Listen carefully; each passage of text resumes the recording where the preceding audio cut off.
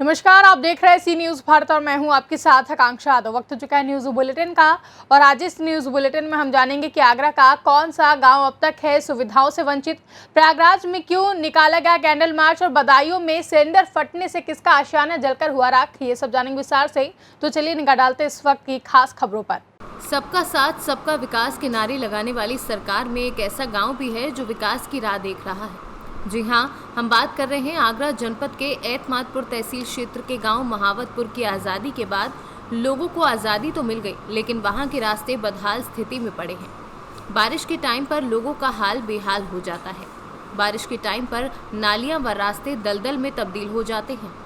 इस गाँव के लोग नरकीय जीवन यापन करने पर मजबूर हैं। गांव के लोग विकास की राह देखते रहते हैं। ये गांव जिस पंचायत से जुड़ा हुआ है, उस पंचायत के लिए इस गांव को कोई भी रास्ता नहीं है। आपका नाम जानना चाहूँगा। कृपा सिंह। ये कौन सा गांव है? महावतपुर। जी, ये महावतपुर गांव में क्या क्या समस्या है यहाँ पर? केवल 2 आरसीसी हुई हैं। जी, किन के द्वारा हुई हैं? एक कठेरिया जी जो पूर्व में यहाँ सांसद थे उनके द्वारा हुई है जी, और एक हुई है ब्लॉक प्रमुख के द्वारा जी, जो गत ब्लॉक प्रमुख है। इससे पहले क्या नाम था उनका? उनका नाम जगवीर सिंह के छोटे भाई हैं, सत्यवीर तोमर के द्वारा। हाँ, उनके द्वारा हुआ है। उनके द्वारा। इसके अलावा गांव में अभी तक कोई विकास कार्य नहीं हुआ है। एक करीब 70 मीटर के 70 मीटर नहीं 70 फुट के लगभग जी, सर्वेश प्रधान जब थी जी, शायद 2005 में, 2000 में ही 2005 तक, उस समय करीब 70 फुट के करीब खरंजा हो रहा है। वो ईंट का खरंजा है और वो बहुत नीचा हो गया है। जी। इसके अलावा गांव में अभी तक कोई विकास कोई कार्य नाली नहीं, पूरे गांव का पानी चारों तरफ फैल रहा है। जी, उससे मच्छरों की समस्या बेकरार हो गई है। जी, कोई इसके अलावा कोई काम हुआ ही नहीं है। बिल्कुल। एक कठेरिया जी के पीरियड में ये बैटरी की जो लाइट लगी है, ये 4 लगी है। जी, किसी एमएलए ने कोई काम नहीं कराया, जी, न किसी प्रधान ने कराया, न ब्लॉक प्रमुख ने कराया। जी। और क्या प्रमुख समस्या गांव में? कोई प्रमुख समस्या ये है कि ये उत्तर की नाली जो नहर से आई है और दक्षिण की नाली, जी, ये पूरा पश्चिम के लिए चल रही है। जी, अगर ये पक्की हो जाए, बहुत गहरी नाली है या नहर जो गहरे में, अगर ये पक्की हो जाए तो रास्ता भी सही हो जाएगा। इससे रास्ता अवरुद्ध हो गए, थोड़े थोड़े रास्ता हो गए, मोटरसाइकिल भी नहीं बच पाती अगर ट्रैक्टर निकल रहा होता। इससे पहले भी आप प्रधान रहे, उन्होंने आज तक कोई विकास कार्य नहीं कराया। उन्होंने कोई विकास नहीं कराया। इस बार आपने नया प्रधान चुना है, तो क्या उम्मीद रखते हैं प्रधान से? उम्मीद तो ये है कि एससी के प्रधान है। जी, आज की तारीख में अगर वो ढंग से पढ़ा लिखा आदमी है, अगर वो काम करेगा तो कर सकता है। बाकी ज्यादा उम्मीद जो हमें तो पहले जैसी नहीं है। जो आज तक नहीं विकास कार्य हुआ, तब क्या करेंगे? अब क्या करेंगे, क्योंकि ये काम हमारा रेवेन्यू विलेज है। जी, और ये जबरदस्ती मुखबार में लगा दिया गया है। बिल्कुल।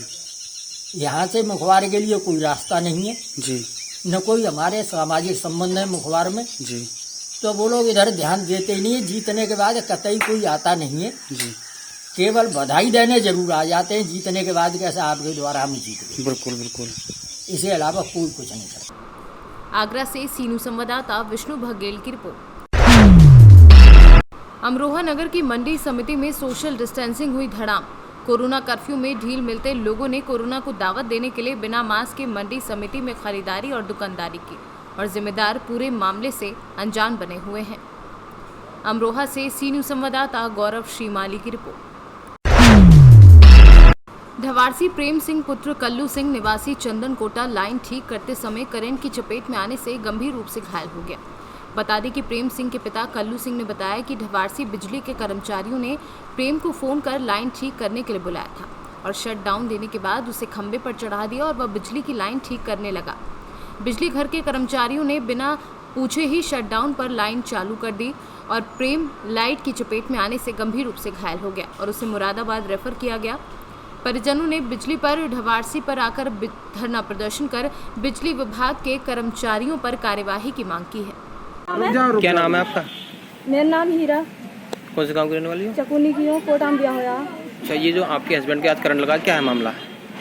अभी टंकी पे से गए हैं और इन सौरभ ने फोन करा है तार जोड़ना आया हरबंस संगा और है हरबंस छोड़ कर नहीं आ रहा है, वो आएगा बिजली घर में बैठ कर नहीं है और तो ये आप भैंस चलेगा बिजली छोड़ दी ऊपर से नीचे गिर गए तो भाग गए जे ओ हो पड़े रहे। आपके जो पति हैं बिजली विभाग में काम करते हैं या फिर वैसे ही बुलाया था उन्हें? ना बिजली में करे है काम, उनके संगी रख रहे हैं हरवंश के। अच्छा, उनका क्या नाम है तुम्हारे हस्बैंड का जो? बुलाएगा हरवंश लेगा हुई छोड़ के। बिजली विभाग से जुड़े हुए वैसे वैसे करत रहे उसके संग अब आपने है प्रदर्शन क्या है बिजली घर में, तो बिजली विभाग के जो अधिकारी हैं क्या आश्वासन दिया है आपको? कुछ दिया कोई भी है? अभी कौन आया है? कोई नहीं आया ना? कोई नहीं आया अभी। किसी अधिकारी से बात हुई बिजली विभाग है कतई भी ना हुई। और जहाँ भी लेकर जा रहे हैं हुई मना कर रहे हैं, हुई मना कर रहे हैं। लड़के उड़े का आया तो सब था। अब कहाँ बदन पे एक भी कपड़ा ना है उनके। अब कहाँ रेफर करा है? अब मुरादाबाद में भी अभी कहाँ हुए हैं भर्ती। तो अब क्या चाहती हो आप? कहा जावे हमें तो जैसे है ऐसे चाहिए। क्या नाम है आपका? कल्लू सनी कौन से गाँव के रहने वाले हो? कोटा। जो आपके लड़के के बिजली से करंट लगा है, क्या है मामला? मेरे लड़के को हरवंश लेकर आया है और खम्भे पर चढ़ाया है 10 वर्ष से उसके शरीर में। अमरोहा से सीनू संवाददाता रामवीर सिंह की रिपोर्ट। मामला जिला बदायूं के थाना जरीफ नगर क्षेत्र के ग्राम करियावेन का है, जहां विजेंद्र पुत्र राजा राम के घर पर लड़के की शादी का मंडप था। वहीं घर में शादी की तैयारियां हो रही थी कि घर में सिलेंडर पर खाना बन रहा था। उतने में ही अचानक सिलेंडर फट गया, जिससे घर में रखा लाखों रुपयों का सामान व 2 लाख रुपए की नकदी, मोटरसाइकिल सहित सामान जलकर राख हो गया। जब तक फायर ब्रिगेड आग बुझाने के लिए पहुंची तब तक सामान जलकर राख हो गया था। बड़ी मशक्कत के बाद ग्रामीणों व फायर ब्रिगेड की सहायता से आग पर काबू पाया गया। वहीं आग में एक बच्चा भी झुलस गया, जिसका उपचार एक निजी अस्पताल उस्मानपुर में चल रहा है। सूचना मिलती ही हल्का लेखपाल सहित जरीफ नगर पुलिस मौके पर पहुंची। क्या मामला था ये सिलेंडर में आग लीक होने के कारण आग लगी। क्या क्या नुकसान हुआ है आपका? नुकसान इसमें 2 लाख रुपए नगद कैश थे और शादी का घर था और उसमें चढ़ाए के कपड़े भी थे बहू के। किसकी और शादी है? शादी हमारे भतीजे की है। अच्छा, आपके भतीजे। आपका शुभ नाम क्या है? मेरा नाम मंजीत कुमार। पिताजी का नाम? राजपाल। गांव करियाबेन। तो बारात कब जानी थी? बारात कल जानी थी। तो ये हादसा किस समय हुआ था? हादसा 9 बजे के टाइम में हुआ था। 9 बजे। खाना बनाते समय? खाना बनाते समय घर के सदस्य बना रहे थे या हलवाई लोग? घर के सदस्य बना रहे थे। घर के सदस्य। तो कोई हाथाहाथ तो नहीं हुआ? व्यक्ति तो नहीं जला? हाँ, एक व्यक्ति जल गया है। अच्छा, झुलस गया। हाँ, इतना बड़ा बच्चा है, होगी लवा कितना नुकसान हुआ सब? कम से कम होगा 5-6 लाख का नुकसान। 5-6 लाख का। आपने सूचना दी किसी अधिकारी को? जी दी। कौन आए? नेकपाल साहब आए और फायर ब्रिगेड की गाड़ी भी आई, उन्होंने आग पर कंट्रोल करा। फिर थाने के लिए कोई सूचना? हाँ, थाने से 100 नंबर गाड़ी भी आई थी और 2 और कर्मचारी लोग आए थे। बदायूं से सीनू संवाददाता विनोद कुमार की रिपोर्ट।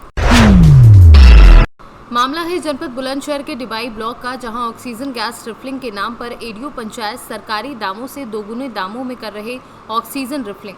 मंगलवार की सुबह मोहित जिंदल पुत्र अजय जिंदल निवासी मोहम्मद काजी खेल बीमार दादी को ऑक्सीजन लेने के लिए सरकार द्वारा चलाई गई योजना का लाभ लेने के लिए डिबाई ब्लॉक पहुंचा, तो एडीओ पंचायत तेजपाल सिंह ने ऑक्सीजन रिफिलिंग के लिए सरकार द्वारा निर्धारित 500 रुपये लेने के बजाय 1100 रुपये की डिमांड की।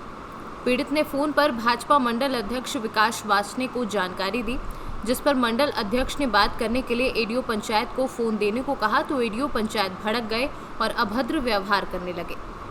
तुरंत मंडल अध्यक्ष ने डिबाई ब्लॉक पर पहुंचकर एडीओ पंचायत से जानकारी लेनी चाहिए, तो एडीओ पंचायत तेजपाल सवालों के जवाब से बचते हुए ब्लॉक छोड़कर भाग गए, जिसकी सूचना विकास वासने ने डिबाई एसडीएम मोनिका सिंह को दी और सरकार द्वारा चलाई जा रही योजनाओं में धांधली करने और सरकार को बदनाम करने वाली एडीओ पंचायत पर कानूनी कार्यवाही करने की मांग की। गैस रिफिलिंग कालाबाजारी के संबंध में बीडीओ आशीष पाल ने बताया कि पूरे मामले की जांच की जा रही है, दोषियों को बख्शा नहीं जाएगा। ये जो आपके साथ में गैस उसको लेकर जो घटना हुई है आपके साथ में, ये क्या है पूरा मामला? जी, मेरी दादी 85 वर्ष श्रीमती राममूर्ति जिंदल, जो कि कैंसर से पीड़ित हैं, उन्हें गैस की ऑक्सीजन की प्रॉब्लम हो रही थी। मैं शनिवार को ब्लॉक में सरकार की तरफ से सिलेंडर जो मिल रहे हैं वो लेने आया था, तो मेरे से यहाँ पे पैसे की मांग की गई, जिसमें कि 4100 रुपये की मांग की गई, जिसमें कि उन्होंने मुझसे 3000 रुपये सिक्योरिटी के, 500 रुपये रिफिलिंग के और 600 रुपये खाने खर्चे के कहे थे। उस दिन मैं जल्दबाजी में था क्योंकि दादी ज़्यादा परेशान थी, तो मैं ऑक्सीजन लेके चला गया था उनको 4100 रुपये दे करके। उसके बाद में मैं कल आया था, कल जब मैंने सिलेंडर मांगा उनसे दोबारा, तो उन्होंने मुझसे दोबारा से 1100 रुपये की डिमांड की। उसके बाद में मैं वहाँ से सिलेंडर ना लेके मदन साइकिल वालों के यहाँ से सिलेंडर लिया। फिर मैंने उसके बाद में आज मेरे चाचा दोबारा सिलेंडर लेने के लिए आए थे, तो उनसे दोबारा से 1100 रुपये की मांग की गई है। तो किसने आपसे 1100 रुपये की मांग की? एडीओ साहब और उनका सहकर्मी योगेश कुमार। रेडियो पंचायत तेजपाल सिंह। अच्छा अच्छा। और हमने कहा आप अपना नंबर दीजिए, मोबाइल नंबर। तो उन्होंने कह दिया कि मैं किसी से बात नहीं करता हूँ, कोई नंबर नहीं दूंगा, और जो भी बात जिसको बात करनी है वो मेरे से यहाँ आकर बात करेगा। अच्छा, हमने कहा कि रसीद दीजिए, तो रसीद भी नहीं दी। रसीद नहीं दी। फिर हमने विकास वासने जो डिवाई के भाजपा के नगर अध्यक्ष हैं उनको हमने फ़ोन किया, और फिर उनको हमने यहाँ बुलाया, और उनके सामने फिर हमने जब बात की तो हम यहाँ तक फौरन चला गया, ऑफिस छोड़ के चला गया। ये जो एडीओ पंचायत के ऊपर जो एक रिश्वत देने का आरोप लगा है गैस रिफिलिंग को लेकर, सिलेंडर को लेकर, ये क्या है पूरा मामला सर?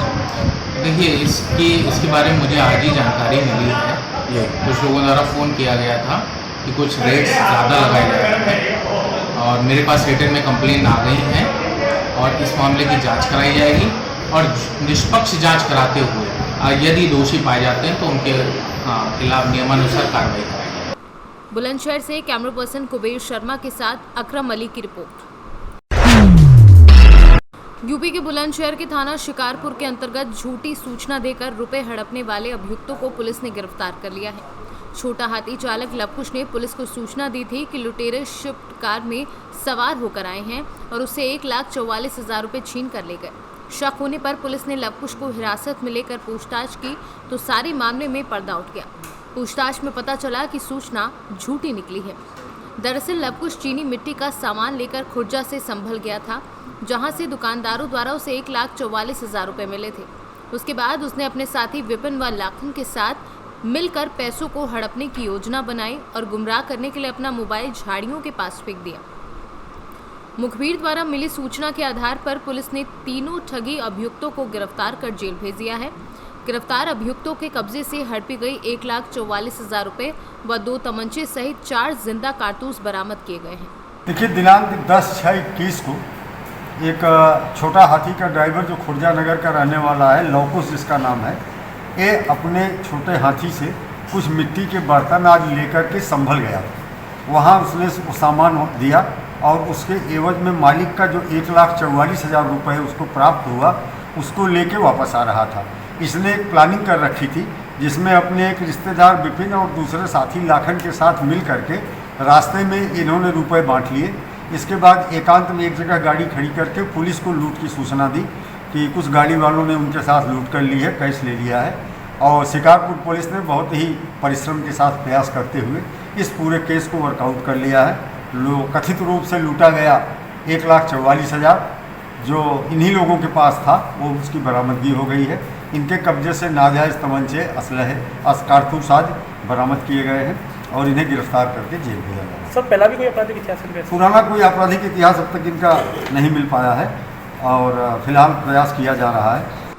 बुलंदशहर से सीनू संवाददाता रविंद्र शर्मा की रिपोर्ट। गुजरात दाहोद जिले के धानपुर तहसील का सजोई गांव में कराना पाइपलाइन में पानी लीकेज हो रहा है और प्रशासन को शिकायत की, लेकिन कोई कार्यवाही अब तक नहीं हुई है। दाहोद से सीनू संवाददाता पवत राठौर की रिपोर्ट। जिले का बगौली प्रतापनगर मार्ग काफी समय से जर्जर हो चुका है। मार्ग में जगह जगह बड़े बड़े तालाबी नुमा गड्ढे हो चुके हैं। बरसात आगमन होते ही इन गड्ढों में जगह जगह पानी भर जाता है, जिससे ये मार्ग सड़क कम खेत अधिक नजर आ रहा है। जबकि लोक निर्माण विभाग के जिम्मेदारों से लेकर क्षेत्र प्रतिनिधियों तक इसकी जानकारी भी दी गई है, लेकिन उदासीनता इतनी बड़ी रही कि आज तक सड़क की हालत बद से बदतर हो गई है। लेकिन इसका पुनर्निर्माण तो दूर, इसकी मरम्मत तक नहीं करवाई गई है। हरदोई से सीनू संवाददाता ताहिर खान की रिपोर्ट।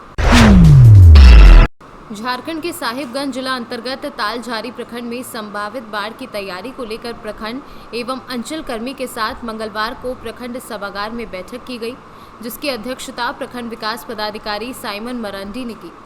बैठक में उपस्थित प्रखंड एवं अंचल कर्मियों को संभावित बाढ़ को लेकर विस्तृत चर्चा की गई। साथ ही सभी को बाढ़ से निपटने के लिए तैयारी करने के दिशा निर्देश दिए गए, जिसमें मोती झरना पंचायत में अंबाडिया, बासकोला, मोती झरना, मस्कलैया पंचायत में बाढ़ से पीड़ित परिवार की अनाज, राशन, आवागमन के लिए पशुओं के लिए चारा सहित विभिन्न मुद्दों पर चर्चा की गई और संबंधित विभाग को इसकी पूरी व्यवस्था की जिम्मेवारी सौंपी गई। इस दौरान प्रखंड सांख्यिकी पदाधिकारी प्रमोद कुमार, जीपीएस परमेश्वर किस्कू, सीआई रविशंकर राम, पशुपालन पदाधिकारी डॉक्टर अभिमन्यु कुमार, एसओ सतीश कुमार, मोती झरना पंचायत के कार्यकारिणी प्रधान मेरी टूडू, जोसेफ मरंडी सहित सभी पंचायत सेवक व जन सेवक मौजूद रहे। झारखंड से सी न्यूज़ संवाददाता संतोष वर्मा की रिपोर्ट। प्रतापगढ़ में पत्रकार सुलभ श्रीवास्तव की मौत के बाद प्रयागराज में पत्रकार साथियों द्वारा सिविल लाइन सुभाष चंद्र चौराहे पर कैंडल मार्च निकालकर परिवार को आर्थिक सहायता और सीबीआई जांच की मांग की गई है। प्रयागराज से सी न्यूज़ संवाददाता मंगला प्रसाद पटेल की रिपोर्ट। फिलहाल के लिए न्यूज़ बुलेटिन में बस इतना ही। देश और दुनिया की तमाम बड़ी खबरों के लिए देखते रहें सी न्यूज़ भारत।